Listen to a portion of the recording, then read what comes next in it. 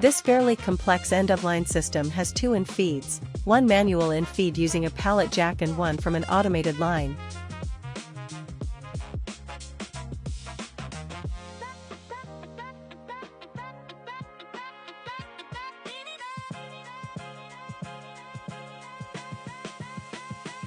There is an automatic label reader capable of selecting the wrapping program based on the scanned code.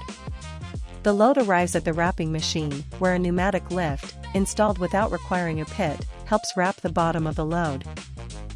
Once the program is selected, the load is wrapped flawlessly.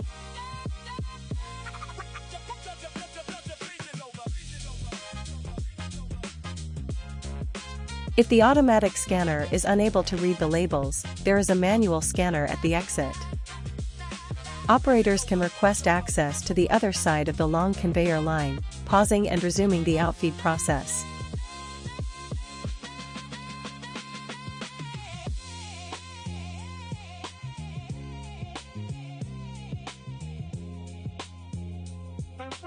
The exit consists of self-braking conveyors that will transport the loads to the loading dock, prepared for pickup and delivery to their final destination, without any issues during transport.